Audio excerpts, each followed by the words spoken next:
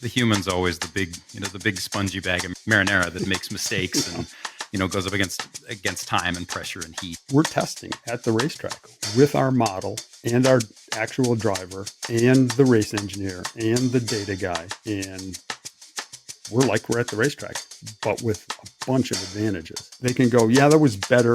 And I'll go, why is it slower? Well, the tires are gone. Well, because you suck, sir. Drivers I've talked to have been in simulators and they've gotten the video slightly off from the motion and immediately they get sick. They're like, stop. In a driver in the loop simulator, an expensive one, you could get a good lap time by driving it like a video game. You could never drive the real race car like that. Hi, it's Sam. This, right now, is a commercial for the podcast that you're already listening to. Is that weird? I don't know. Podcasts are weird. I'm sorry to interrupt, and I'll keep it short. So we have this thing called Patreon. You go there, and for a few bucks a month, you get to help support the show, but you also get neat perks like future bonus episodes, access to regular live Q&As with the three of us, and some rad speed secrets training from Ross. The money we raise through Patreon goes toward keeping the show on the air. Mostly, it lets us pay our producer, Mike, and kibble and shoelaces and whatever the hell else really nice guys from California eat when they're not editing podcasts. Now, should you spend a few bucks on this? Well, even a single month of support would help the show keep going. But we're not the boss of you, and that's okay. We're just glad you're listening, Join at patreon.com/notthecar. Back to the show. Okay, so welcome back to another episode of It's Not the Car. Today, we're doing something called Jeff Teaches Sam a Thing. And that's where me, Sam, I sit here and become a blank slate while Jeff, who knows a lot of things, talks to me about things I don't know. And today, the thing I don't know that we're talking about is called, well, I guess you just call it simulators in general, right, Jeff? Or simulation, because it doesn't necessarily have to be a machine. Right. So the term for this, and I've never really pulled it apart, but it's the term the industry uses is DIL, right? Is it pronounced DIL or is it just called driver in the loop? So there's two kinds of simulation. There's a lap simulation, which is just done in a computer. You just put in a bunch of stuff, which we can talk about, and you hit a go button and it gives you a data output. No driver involved, no hardware, no anything. Then the extension of that is what we call driver in the loop. In the first example, there's no driver. He's not in the loop. Now we put the driver in the loop and he gets into, which we can talk more about, but he gets into a machine, much like a lot of people have seen flight simulators like airplane pilots practice in, very similar machine, but it simulates a race car rather than an airplane. And the driver, our professional driver who actually drives the race car, actually drives the simulator. And so it's more realistic and more like the real world because we have the driver in the loop. Okay, so to back up just a little bit, we were talking about this before we hit tape on this today, and the amazing thing, but when we say simulation, we mean this is digital testing of both driver and race car and racetrack and conditions and all the variables that go into it. And these systems, they're not just software anymore. These massive full motion rigs sometimes evolved to get around the fact that for a long time, sanctioning bodies, the organizations that run motorsport globally, have been limiting test time as a way of keeping costs down, as a way of trying to equalize the field, yada, yada, yada. But all of that stuff developed as a way to get around the fact that teams simply couldn't just throw the race car on the racetrack, throw the driver in the race car, and then go bang around doing laps, trying to learn things about how to make the thing go faster, right? That's kind of how it started. That was kind of the driving force behind it. And so they could test on a Wednesday at 1 a.m. by doing their simulation. Right.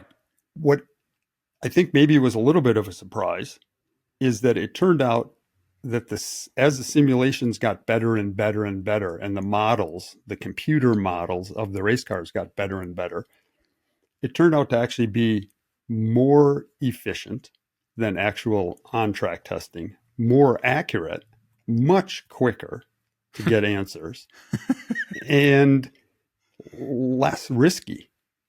because if something went wrong, you didn't crash a $1 million race car and hurt your expensive driver. And so it's gotten to the point now where the simulations are so good that a lot of teams would prefer, given a choice, they would do simulation work rather than actual on-track work, because you can get so much more done. And I can explain how that works, but so one of the things you said more accurate, right? And I'm assuming that's, correct me if I'm wrong, I'm assuming that's because the conditions are the conditions, right? You tell the machine that the track temp is X, the weather is Y, the tire model you're using is this, and it's going to degrade like, A, B, and C. And all of that stuff stays the same where you go testing. And even in, on a sunny Southern California day or in Texas, things vary, right? I mean, that's where the consistency is absent with that stuff. But so let's back up. So how, in your career, you've been doing this a long time, how have you seen this stuff evolve? What was it like in the beginning? In the beginning, it was. And when was that? Yeah. Oh. I mean, back in the early 90s, people were starting to do like accelerations for picking gears. You put in your engine horsepower and you put in your aerodynamic drag and you accelerate the car. And then you put a different set of gears in it, and you accelerate the car. And you try to figure out what the optimal gears are to hit the power curve of the engine exactly right to accelerate the car as efficiently and as fast as possible. So that was kind of the first start of simulations. And then that just kept on evolving. The trick is to make a simulation work, the model has to be accurate. The old garbage in, garbage out. Right. Unless the computer, when I say model, I don't mean, model. I mean computer code. You just held up a model to what was it, a 333? 333. Ferrari, yeah. Right. But the digital model that represents everything in the real world, right? It's a bunch of lines of code. Yeah. And so you have to get that accurate. And as those got more and more accurate, we put in the kinematics of the suspension. We had really good aero maps from really good wind tunnels that showed us the downforce and drag based on the ride height of the car and how it changes. We put in the center of gravity. We put in the moments of inertia of the car, which we can all measure on machines. And then we build this model to become representative of the actual car. That was the tricky part. And it still is the trickiest part of simulation, is getting an accurate model. It's very hard to model a tire and its characteristics, even though we have machines at CalSpan that we can put a tire on and run it on a drum and measure different cambers versus side force versus grip and come up with a bunch of, they're called Pajeca curves of the tire, and fit that into our model. It's still not perfect. Wait, okay. So why is a tire hard to model? Is it something like fluid dynamics where there's so much going on that just like kind of integrating that out all the way down the line becomes, almost an infinite degree of processing power? Is there something else? Why is a tire difficult? It moves around. It's not, a suspension has two fixed points on a wishbone, and it moves up and moves down a certain number of degrees, and you can measure that on the car.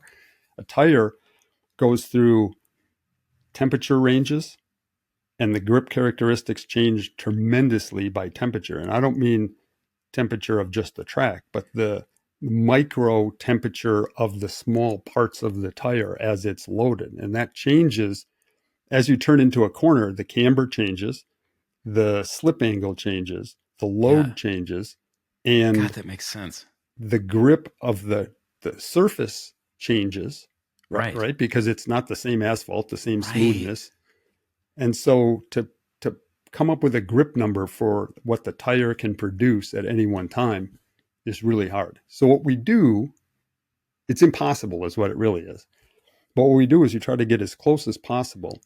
And then the key is what we call correlation. So if you get your simulation done, you think it's pretty good, and your model, your tire model, your damper model, your kinematics, your aerodynamics, your gearbox, your engine models are all pretty good, and you run a simulation and you get data out just like you do from a data system. You get speed and lateral G and all the things you would normally get. Then you overlay it from the real car on the real track, and they don't match. And then so wait. How often does that happen? Early on in a sim program, it happens all the time. Okay. Until you get your model accurate enough where it correlates with the real car. By the time you get there, they match almost exactly. And then you have confidence that your model is accurate. And then you can use your model to go run simulations that you can rely on. Okay, so realistically, what kind of time are we talking? Because like on a Formula One level, they're obviously either redeveloping the model or developing a new model from scratch every year. And on an IMSA level, or the NASCAR Cup sims that they use, that the manufacturers use, those things are clearly relatively consistent. Like how, if you start building a model and then have to start correlating it and making sure and verifying it, is that a matter of months? Is that a matter of weeks? Like how long does that take in the real world? I suppose it depends on the resources you have. A Formula One team will have a simulation department with, pick the number, 20, 30, 40 people working on just that. I can give an example. In 2018, we ran a Orica LMP2 car. A friend of mine, Andrea Quintarelli, is a sim guy. He does it as a hobby, which is kind of... He's an Italian. As a hobby. Yeah. He's an Italian living in Cologne, Germany, working for Ford in their vehicle dynamics department on streetcars.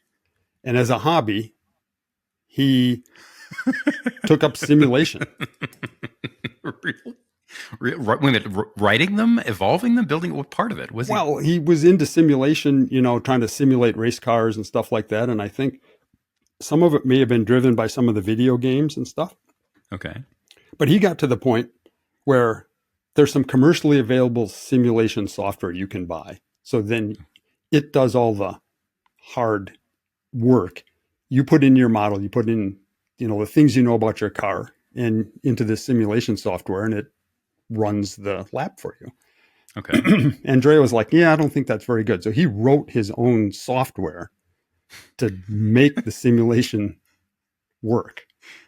So crazy guy. I bet he's a lot of fun to drink with, though. Okay. Yeah. Okay, so he sits down and writes it, and? Yep. Yeah. And I don't exactly know how we got hooked together. But anyway, I'm like, Andrea's like, hey, you want some help on your P2 car? I'm like, yeah. And so we started really working on this thing hard. He's in Germany. I'm in the United States. And I'm sending him data, and he's trying to develop the model because it's no good until the model correlates. Okay. And so to answer your question, I would say after 4 months of work and 3 races, maybe the race after Sebring, we started to go, we're pretty close. By the middle of the season, 6 months, we were like, wow, this is like matching now. And the last 3 races of the year, we showed up at the racetrack with the simulation setup, the setup that we had derived through simulation work.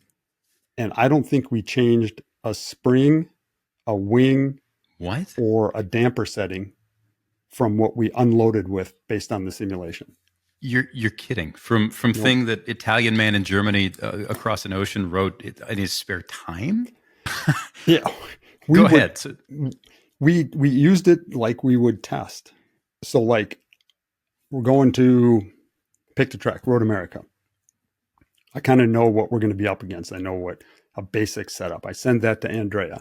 Andrea runs it in the simulation, gets some answers, sends it to me. I look at the data and I go, well, if I'm sitting in the pit lane and that data popped up on my screen from a run, what would I want to do?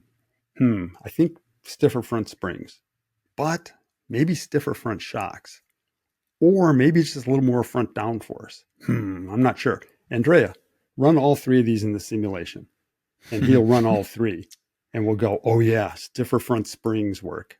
But now that the springs are stiffer, maybe we could lower the ride height of the whole car. Andrea, try that. And we do it he's running the car as if we're at the racetrack, but he's running it in his computer. And I'm suggesting what to try. And we just evolved it like that. So what's amazing about this is the shift in framework that must have been required, shift in mental framework that must have been required a couple of decades ago when these systems got good enough to trust, where, you know, your job was at one point, go out, run car, you know, bring car in, change anything from a large mechanical component, you know, a bar, springs, a gearbox, God knows what, to simply, I don't know, add some tow, add Right. some camber, something, make a Yep. minor adjustment, and then watch. And then you had to compensate for what the driver was doing, what the track was doing, what ambient was doing, how all of it worked. You went from that very, very proof oriented system that also had a bunch of caveats to this one inarguable piece of data, or this one inarguable set of data, this matrix of data that, you know, on some level, the engineer in your brain must have just been like gravy, just candy. And on the other level, did you miss the whole, well, you know, we changed the thing, but also there's more to think about? Like you just have answers. Like, is that more satisfying? It's gotta be, right? It's both. It's when we're doing the lap simulation, like I just described, Yeah. to me, it's just fantastic because instead of only being able to run the car for 2 days at Road America before the race, I run it for 7. It happens to be in Andrea's computer in Germany, but we're practicing, we're testing, we're trying stuff. And we didn't have, we didn't have a driver in the loop simulator, which is the final answer. You take that model, you put it into a machine that the driver drives, and that machine acts like the real car based on the model that you've loaded into the machine. Right. So it moves, it turns, it simulates G-force, it tricks the driver into thinking that he's in the real car. So then he reacts with his input controls exactly like he would with the real car. And so that becomes the thing that, because the simulation might come up with a setup. Andrea and I might come up with a setup that is, quote, the best. Right. But maybe the driver doesn't like it. Maybe it's way too nervous. I'll use my little model here. Maybe it's way too nervous getting into the corner. And even though that's faster, the driver can't really control it. So he backs off and it's slower ultimately. So by putting the driver in the loop of the simulation, you get those answers, which just made all the simulations better and better and better. Of course, expensive. Those machines are $2 million to $10 million. Right. For the full motion machines. They're very expensive, but it gives you more accuracy. And then you can carry it, talk about it in a minute, but you can carry that. And that's where it gets super efficient and cheap to test when you go driving the loop testing instead of at the racetrack. So what I find really interesting about this is the driver variable, right? Because that's always the human's always the big, the big spongy bag of marinara that makes mistakes and, goes up against time and pressure and heat and 1,000 other things. And what's interesting to me is the notion that, clearly you can have a car that is fast, but not necessarily undrivable, but doesn't work with somebody's tendencies, how somebody's comfort level works, or even just their skill level. But how often do you run up against a situation where the way the car is dialed to be quickest, and it's quickest, and the driver knows it's quickest, and the driver just simply doesn't like it or can't work with it? Is that 1 out of 10? Is that 1 out of 100? I mean, and does it get less when the driver you're working with is better? How does it work? Yeah, that's a good question. It gets, I'd say it's in a simulation program. You asked how long it takes to get it to be accurate or to be useful. Part of the simulation is knowing what the driver likes. So, we come up with some simulation stuff. We go to the racetrack, driver drives it, and he goes, oh, yeah, oof, I don't like this part about it, or I don't like that part about it. You go back, you do some more work, you go to the racetrack again, and he's like, okay, yeah, that's good, but I really don't like this part about it. So you start to get to the point where you're doing simulations before the race and you get a result that here, boy, this rear spring that's going to be really good. And Andrea and I, in this case, using that example, would go, oh yeah, but Colin's not going to like that. He will not like that. We're not doing that. Let's find a different answer. Let's put some more rear wing in it or stiffen the shock or something. So you start to understand what your specific driver will accept and what he likes. If you can go to a driver in the loop simulator, what you do is you do all that work that we just described in advance. Now you take your results and your model to a driver in the loop simulator, which again looks like a flight simulator. Put that in the computer program, stick your driver in there and say, go drive a lap. And he goes, oh yeah, I don't like this. I don't like that. And now if you didn't look behind you and realize that there wasn't the pit lane behind you and your transporter back there, you would think you're at the racetrack. Your driver's in there, you have headphones on, he's driving, you're talking, you're looking at data, you're watching him go around the track. The track looks, take an iRacing track. The graphics are, matter of fact, a lot of DILs actually license the iRacing tracks from iRacing. So really? Yeah, because they're very good. They're laser scanned down to like 3 or 4 millimeters. All the curbs are perfect.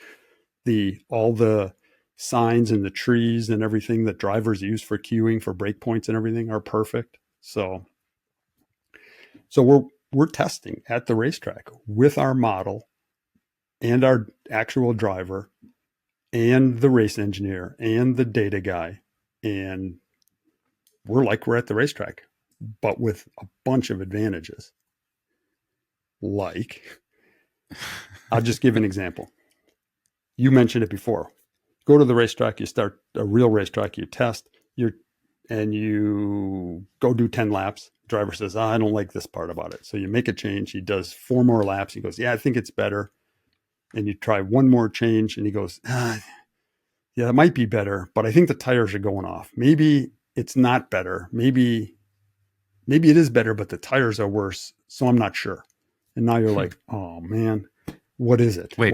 How often does that? So I know that happens in club racing because I'm never sure because that's me because I don't do this for a living. But on the pro level, how often does it happen that they don't know or you don't know? I just assume that wasn't a thing. The good drivers can give you the right. They can go, yeah, that was better, and I'll go, why is it slower? Well, the tires are gone. Well, because you suck, sir. Right. No. Right. And you can work through some of those things, but if you didn't have to, and the problem with our tires is they last, in sports car racing, a set of tires lasts 40 minutes. So you can't do, like 20 changes on a set of tires. You get 3. And testing before just adds cost before they're done. Right. So in the simulation, what we do is you can tell the sim model to never degrade the tires. You can put brand new tires on it and it doesn't reset it every lap. It resets it every millisecond. I mean, the tires never degrade. They're like brand new tires. So you can go do a whole day on brand new tires. Cost 0. You can actually tell it to degrade the tires and you can practice long runs because the car has to be good at the end when the tires are no good anymore. Right. And so you can tell it to degrade and check your setup and see what the driver feels as the tires degrade. Fuel levels, same thing. As the fuel burns off, the car gets faster. So in practice, we always try to keep the fuel level the same. He does a 5-lap run. We come in, we put 5 laps worth of fuel in it. Does a 5-lap run, put 5 more laps. In the simulator, you can hold the fuel level constant. You want to change a differential. Normally, to change a diff configuration, you have to take the differential out of the car, change the components, the diff ramps or the plates or whatever, and put it back in. That's a 1.5 to 2 hour turnaround. Now it's cooler out, windier, whatever. Right. And you go back out and try it. You want to change a differential in the DIL, you go click, click, click, boom, and it's changed. You could literally change the differential as he was coming down the front straightaway at full speed in the simulator, change the differential so it was a new diff setup as he turned into turn one. Okay, so one of the things I was reading some stuff this weekend, and I somehow got into Carroll Smith, the guy who wrote "Tune to Win," "Prepare to Win," "Drive to Win." What was the Nuts, Bolts, and Fasteners Handbook, which everybody called "Screw to Win." Screw to Win. But one of the things he said at one point was and obviously, Carroll's been gone a long time. A lot of the information in those books is out of date, but it's still entertaining in a lot of ways. Oh, it's really good. For me, so much of it is just so far beyond anything I know to begin with. But there was a line in there where he said something about how, testing and math and setup sheets, the one thing they can't estimate, the one thing that you cannot get out of any other way than putting a human in a car is balance and feel. Is there anything, we're still talking about a pile of silicon and a human in a box, in a room, in a building. And that box may be a big gimbaled box on stilts, and it may be moving, but it's still a box. It's not a car. Is there anything left in feel that they can't get in the DIL? Is there still something you just have to get in the car, or is that really just gone? I think as the key to that is the tire model. Okay. Because a tire, as you turn into a corner, let's say drivers are very sensitive to the front tires because that's what they have in their hands, basically. As they turn in, they can feel the tire load up. They can feel the grip start to gain. They can feel if it's making more grip. They can feel that peak when it starts to go away. They can feel that very, very accurately. And that's one of the major contributors to how they judge balance. If the tire model is accurate in the simulator, they feel that exact same thing. And one of the things the simulation, the driver in the loop simulator people, the people that run the rigs, will do is they will hire, and I guess it's probably, I think the statute of limitations is gone on this, but like I happen to know that Colin was hired to verify a simulator like this. He spent months in the simulator driving it to go, no, that's not what it really feels like. No, that tire gives away way too early. The real tire hangs in longer. Or no, that if I got that much yaw in this particular car at that particular track, it would have spun, but the simulator hung on too long. And so they try to make the simulator feel just like the race car so that a driver can get in it and actually tell the balance of the car. So there's a lot of driver verification that has to be done, whether it's a simulator on a NASCAR track or a road course or a short oval with an Indy car. And once you get to that point where you're confident that that's what it really feels like, then the feeling balance in a DIL simulator is very accurate and one of the biggest contributing things that make simulation so good nowadays. That's crazy. I've talked to a few drivers who have gone off the record and said things like, I bleeping hate sim time, right? Some of them don't care. Some of them look at it as a chance to learn. Some of them go just full ones and zeros binary brain and walk into the thing and walk out with a download full of brain data. Mm-hmm. And some of them can't stand it. And right. Is that which one of those approaches is more common now? Because it's so much a part of the business. Most guys end up liking it. Or most of them just kind of like in the same way that like yeah, you're exactly right. Early on, some of the simulators, and there's still some of them around, but some of them were so bad that it would make drivers sick. Nauseous, like throwing up, like, hey, I got to get out. Stop. How long ago are we talking? 20 years ago? 30 years ago? No. 10? 5. Really? 10 to...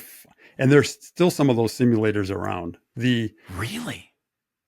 I would say as a general trend, the hexapod simulators, the one we've all seen with the long legs and the pod on the top that moves around It's like and stuff. a golf ball with legs, right? Yeah, like a flight simulator. It kind of based off of flight simulator. They are the most nauseating producing simulators. And most people aren't buying those as new. If you're going to buy a new simulator, you're probably not buying a hexapod. You're buying a plate simulator, which is basically a bunch of plates that have degrees of freedom that move like this and like that, but it's flat bolted to the floor. So it can move in yaw, it can move in roll, it can go forward and backward, and it's much more realistic. And drivers can drive it a lot longer without getting sick because you're not tipping down, and it's that. And there's a lot of work being done by, I don't know what kind of doctors these guys are. They're physiologists, whatever. They work on what they call motion cueing. And they'll use tricks on how they move the simulator to trick the driver into feeling what the real car is. Because obviously, if you're going around a 3.5 G corner, unless you're in a centrifuge, you can't put 3.5 Gs on the driver while he's sitting. You'd have to throw him over there and then hold him there. You'd have to literally do it in one of those big like NASA centrifuges. So you're trying to trick the driver using motion cueing and to make it seem realistic. And there's lots of tricks with the inner ear and the screen and what you're seeing. And anyway, they're tricking the driver into feeling something that's not actually happening. When they put the brakes on, for instance, you can't throw them forward in the simulator because you could throw them forward quickly, but then you can't continue to brake at 3 Gs. Right. So what they do is they use seatbelt tensioning. So he has seatbelts on, and when he puts the brakes on, the seatbelts have motors in them, and they pull down to make it feel like, oh, I'm stopping. It's kind of remarkable. Several years ago, I tried VR with iRacing at a sim company in Los Angeles in a motion rig for the first time. And I think they had set me up with some kart track and some shifter kart, and I slapped the thing down on my head, and it was within about 30 seconds. It felt like my spine was coming apart and just flowing out through my nose. And I got home and I talked to a couple of people, called a couple of researchers, talked to my doctor about it. And the basic thing I was trying to answer was, look, why does that happen? And what do you do to get around it? And, the big, you're a big dummy answer was essentially, well, what your eye sees has to correspond with what your inner ear feels. But the smarter kind of second level answer that came out of that I found really interesting was just how high resolution an instrument the inner ear is, but also how stupid it is. And one of my doctor at the time, he was like, try it. Next time you're on an airplane, close your eyes when the airplane goes into a bank and see if you can figure out when the airplane's done banking. And then see if you can figure out whether you're climbing or falling. And you can't, because there's so much more to it than just what you feel, and so much more to it than just what you pick up. And with your eyes, it's this big network of, in the case of your skin cells, even, literally billions of inputs. It's crazy. I never thought about the fact that they'd start working around it digitally. Like you were describing, I remember drivers I've talked to have been in simulators and they've gotten the video slightly off from the motion, just slightly, and immediately they get sick. They're like, stop. Just exactly what you were saying. If it doesn't match exactly, it's terrible. And the whole goal, your question about, so do drivers like it or hate it? The drivers now, more and more drivers love it. Okay. Why? Not because it's fun, because it makes their race car on the race weekend go faster and they got a better chance to win. That's why they love it. Not because, I get to go to the simulator and drive the car. No, drivers don't really like testing that much either. It's just a test. They only like testing because they're going to have a better race car on the race weekend and they could probably have a better chance to win. The simulator is exactly the same thing. The key early on, and drivers are starting to figure this out. And as the simulations get better, there's not as much of this, but it was akin to a video game. And so you could get a good lap time in a driver in the loop simulator, an expensive one. You could get a good lap time by driving it like a video game. You could never drive the real race car like that. You could never do the things that you would do to get a good lap time in the simulator on the racetrack. But some guys would come in and they're with their co-driver and they're like, oh, okay, it's a competition. How fast can I drive this simulator? And they would drive it like that, but it was unrealistic to how you would drive it on the real racetrack. The drivers that were good and really used the simulator good is they would be like, yeah, I could do a faster lap, but I could never do that on the real racetrack. I'm going to drive this car like I know I have to drive it on the real racetrack, and I'm going to work with my engineer for this day in the simulator, and we're going to come up with a better answer. Now the simulations have gotten better to the point where you pretty much drive it like, as fast as you can go, and it's pretty darn accurate. Okay, so what were in that window of time? What were some of the things that people, you said drive it in a way that you couldn't drive it on track? I mean, is that drive it in real life, right? Is that just a case of like, oh, the car won't hammer over that curb and put two wheels in the air and slam back down without breaking stuff? Or is it those tires don't work like that, but you just made it work? Like, what does that mean? Yeah, it again mostly came down to the tire model, which is the holy grail of simulation right now. Is, a tire would, I'll make this as an example. You throw the car into the corner and the tire, at 10 miles an hour too fast. And the tire model doesn't know how to handle that. Yeah. And it makes some grip, and maybe you save it at the exit. If you did that in the real car, the tire would have given up and you'd sail straight off the racetrack. So the guy who's driving it like a video game just throws it in there because he knows it's going to hold at the exit, but it wouldn't really in real life. Yeah. And so he's not doing himself or his engineers any good by driving it like that. The good simulator driver goes, yeah, no, I know what the entry speed can be. I'll drive it. I'll feel the front tires, but I'm not just going to do something ridiculous just because the model's wrong. It's interesting what you, and Ross and I have talked about this a little bit, right? Like learning the habits you can build without thinking you're building bad habits that can serve you well in some ways, but serve you poorly in others. Mm-hmm. Oh man, about 10 years ago, right when Nissan had this program where they were pulling drivers out of Gran Turismo championships, right? They were taking kids who had, and actually they just made a movie about it, about Jan Mardenborough. This was right after, it may not have been a decade ago. This was right after Mardenborough and a couple of other kids got into it. And I was at an event. I think. Yeah. Yep. We raced against them. Yeah. I have questions. I was at an event and we had a chance, we were testing some stuff and had a chance to ride around with Mardenborough and Ordonez and somebody else.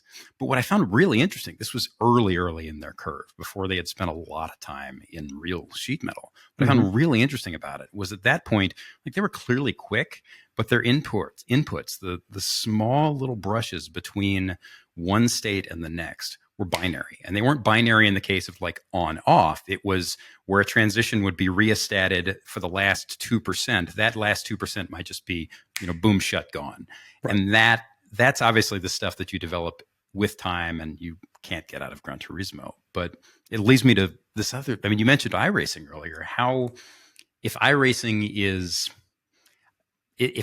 is the best commercially available consumer answer, is it 80% of the way to a good DIL? Is it 70, 90? Where does that sit on the scope, given the same car, tire, day, all that, right?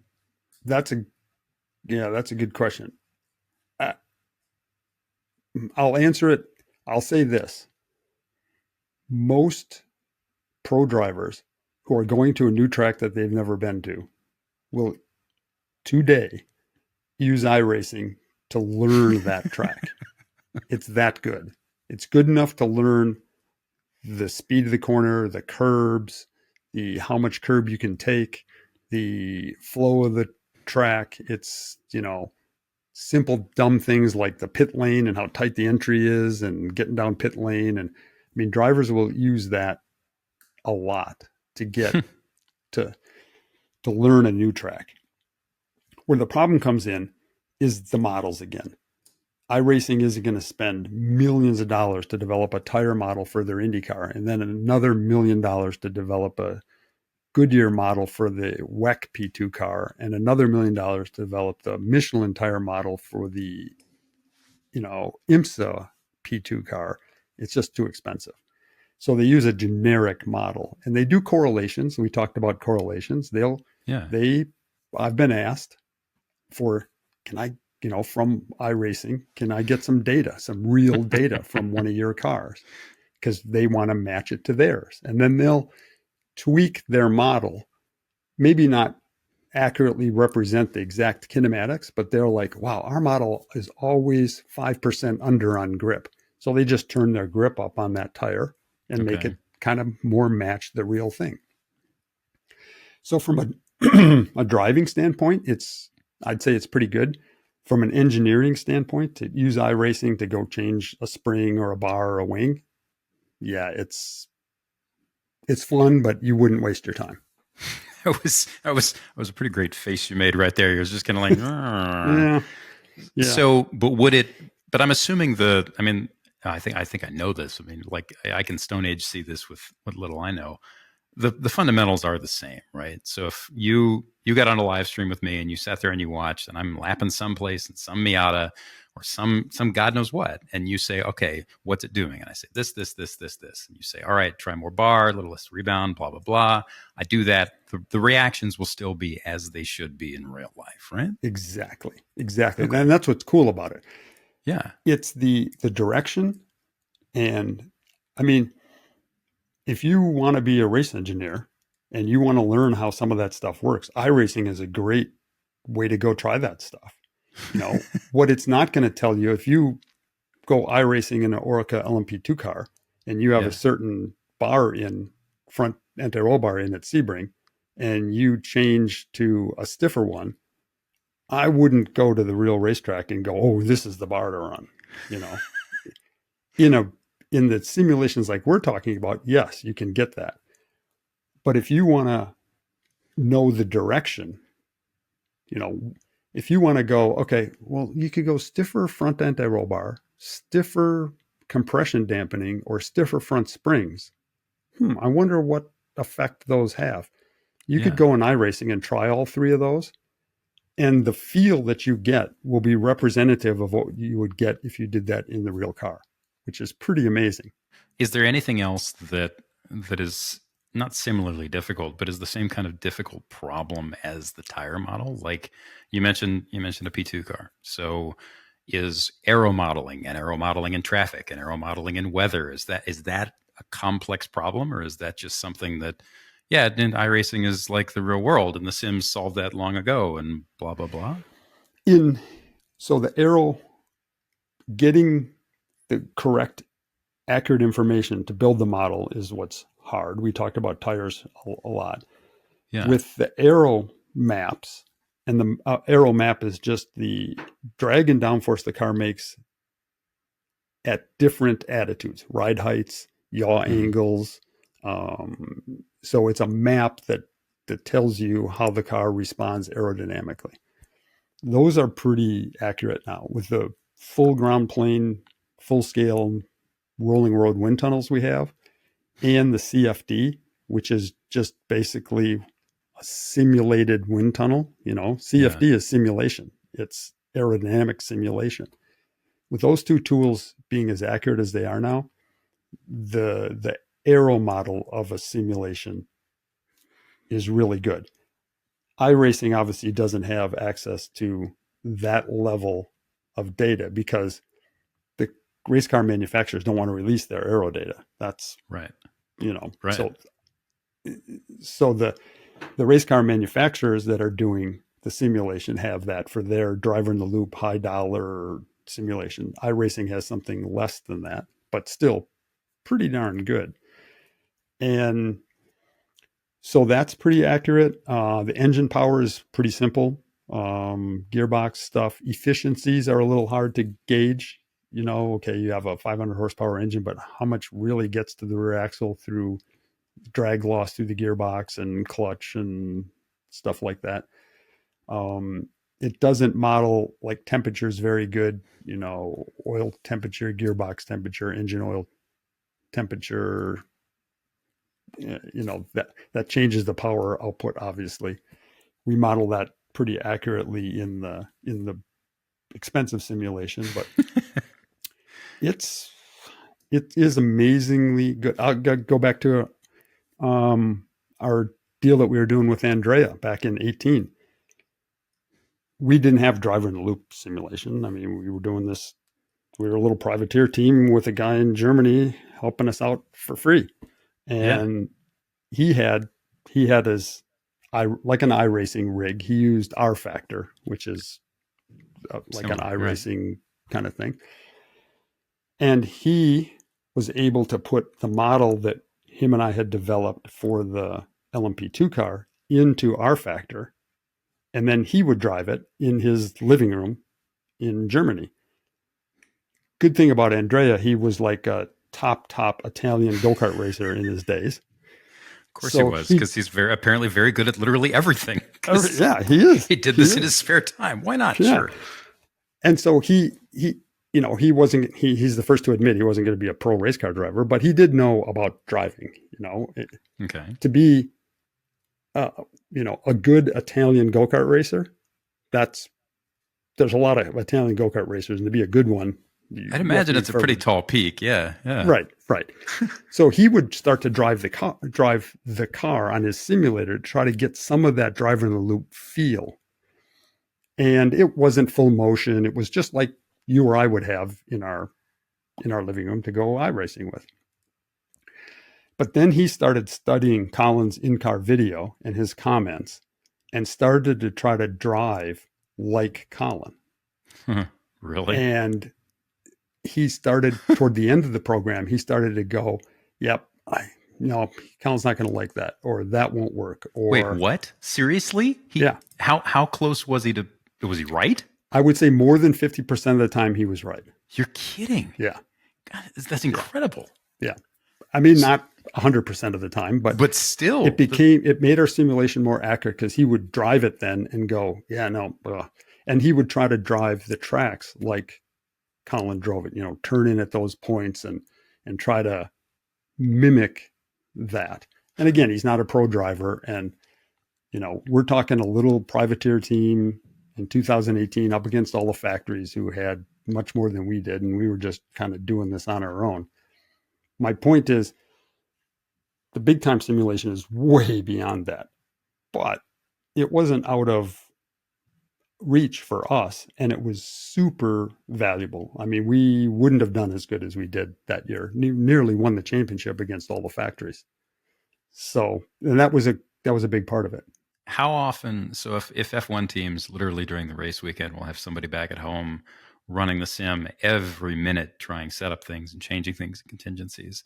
What is the version of that for, let's say, Pratt & Miller, right? So for the factory Corvettes before they shut down, what would they have been? How often would they have been running that over the course of a season? Probably they would at least do a sim session before every race event. Okay. A driver in the loop sim session. Is that a day? Is that an afternoon? Like what does that represent? Probably in time? 2 days. Okay. 2 days. They full 8-hour days, just bang, bang. Yep. Wow. So the kind of the process would be, and I know from GTP racing, the current GTP cars, those guys will do this simulation like I talked about, the lap simulation. The race engineers will come up with a setup. They'll run through all their iterations. They'll come up with what they think is good. And they'll have maybe 4 or 5, maybe 10 options. Like, okay, if it does this, we tried 6 things to fix that. And here's the thing the simulation says is the number 1, 2, and 3 best solutions. And if it does this, here's the next 3 things for this other problem that we could have. So they got all that information. Now they call in their pro driver. He flies in, or both of them fly in, and they'll start running through that again, they pretend like they're at the racetrack. Okay, here's free practice one. Here's our setup we're going to unload with. Try that. And they run through all of that with their drivers. So it's like it's accurate enough now where it's like 2 extra days of practice that, I was going to say that nobody else gets except Acura, Cadillac, BMW, Porsche are all doing the same thing. They have those extra 2 days. Okay. So this is, we're getting close to running out of time, but this is a good thing to end it on. How, let's say all this stuff disappears tomorrow. Let's say the software evaporates, the hardware evaporates, or even just every sanctioning body on earth says, no more. This is now going to be a shoot from the hip, draw what you got, run what you brung. You show up, the weekend starts, the weekend ends.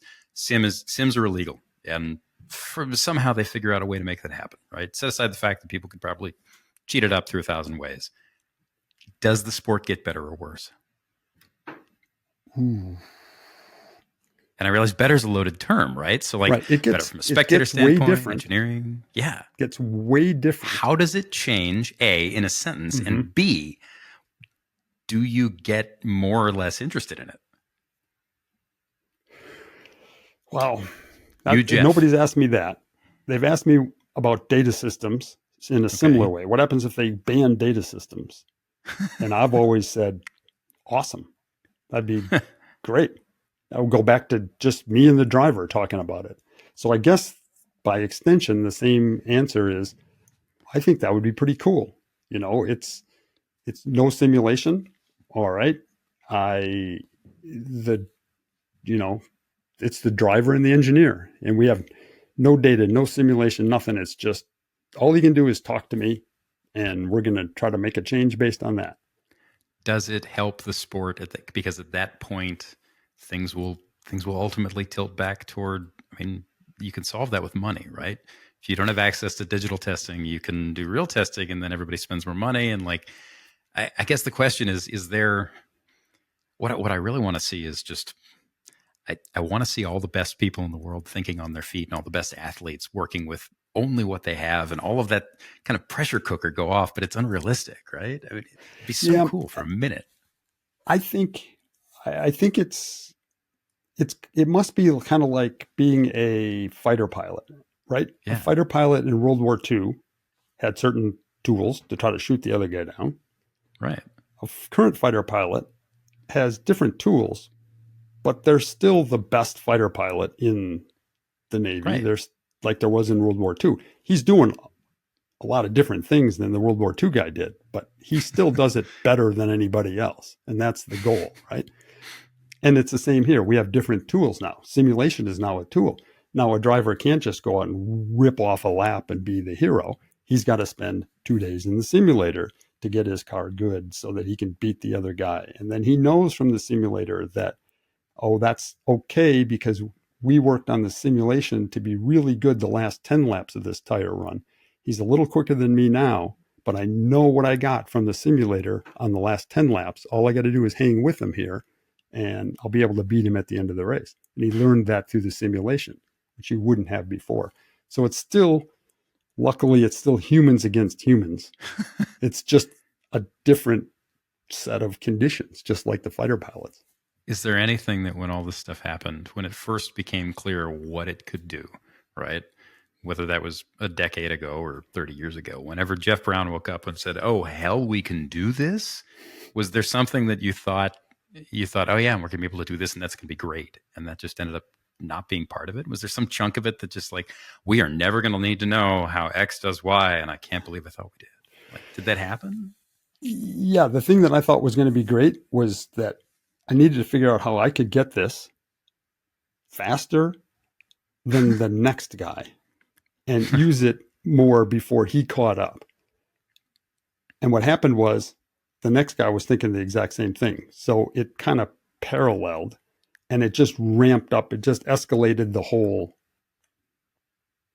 program. Nothing's really changed, which is maybe not good. It's just changed about how we do it. It's still racing. It's still one driver against the other, one team, one strategy, pit crew. It's still people against people. And the simulation is just another tool, just like when a data system came in, or just like when a stopwatch came in. Well, I bet at one time there was a race and nobody even timed a lap. And then somebody went, oh, I'll time a lap. And then we could try skinnier tires and let's time a lap again. It's still the same thing. It's just another tool. Well, that's encouraging, right? And it should be encouraging because ultimately, you can sit and watch all the live streams of iRacing you want, and some of it's really good and really close with the top. I guess they are pros, with the top people in the world doing it, and yet it's not the same thing as knowing that there's mass and heat and that bag of marinara and all of these things on the line, and money and weather and things changing and nothing that you can predict, and a bunch of stuff you can risk. That's real. Like, there's a reason we still like watching it. Right. But I suppose there must be a video game of rock climbing, and you can climb El Capitan in a video game, but I think that's a little different than, Alex Honnold doing it. And, the risk changes a lot. Is there a point where all this stops if they solve for a sim, right? Hypothetically, say that they just solve. They're like, okay, we're done. All you have to do is plug in, all the variables you got and the way the thing works and these numbers, and it's perfect. It will be 100% accurate. Where do you think the focus goes next? If that's it, what's the next bleeding edge of it? I mean, I think we're a long way. I'm grateful that I think we're a long way from that, because the conditions change so much.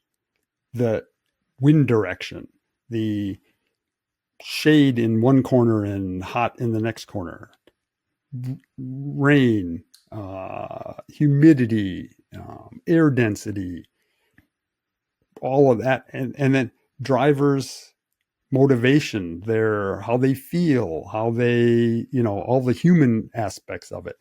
I think as long as those continue, I think we're okay. As what I'm worried about is once we start racing cars without drivers in them, and that could be a whole different topic. But it's interesting in itself, but it's not why I'm here, right? It's not the human side of it. It's not that bag of marinara. Okay, right. I'll close this out. And this is, what do we call this? Sam teaches Jeff a thing. Yeah, right. We call this Jeff teaches Sam a thing. Hey, I've learned a lot already. Thank you. I think. But if we call this Jeff teaches Sam a thing, I want to end with flipping it, right? So what do you want? What's left to learn about this that you don't know enough about? And I'm sure that there's a lot, because nobody knows everything. But if you pick one thing that you could just spend a day when the best person in the world knows more than anybody else about that chunk of this tech, this piece of your world, what would you ask him? What would you spend time learning? It's still the driver machine interface. That is, it's how the driver reacts to the machine. That's what the tire model is the easy one. I want a better tire model. It's like electric vehicles. Everybody doesn't want a more powerful motor. They want a better battery. Right. Okay. That's the thing. I need a better tire model. Always, always, always better tire model. But what is the fun part, and I think where it goes, is the driver, how the driver uses the machine and how well we simulate that. And that's why the DIL is so important. And that's why that time is being spent. I mean, heck, NASCAR races, they don't even practice anymore. NASCAR has no practice. You show up, unload your car. I'm exaggerating, but not much. Unload your car and you qualify. Your first lap is like lap one of qualifying. And then you race. And they're doing it all in the simulator. And so what would I want to know more about? That's where I would study the driver, because ultimately you can make that simulation give you an answer of, like you said, if all the conditions were the same and perfect, that's the best car. But does he like it? Can he drive it that way for 500 miles or for 24 hours? Maybe you can do one lap, but that's it, because it's so edgy. So to me, that's the fun part about it, and where the big steps are going to be made. That's super cool. That's a really good answer, Jeff. Man. Well, on that note, thanks. Sam learns a thing. Sam T. I learned a lot. Thank you, Jeff. It's always fun talking about it, and we'll see where it goes. But people listening can kind of understand where a lot of that money is being spent, and unfortunately, they don't get to see it. They should. It would be cool if race teams and manufacturers would open up a little bit more about that. But it's still, a lot of it's still pretty closely guarded. But in the future, things will become more obvious. But jump on your iRacing thing, and man, you're really close. So right on. Well, thanks, Jeff. I guess on that note, we'll see you next week. This has been Jeff Teaches Sam a Thing, and Sam asks a lot of questions. Thanks. Having fun.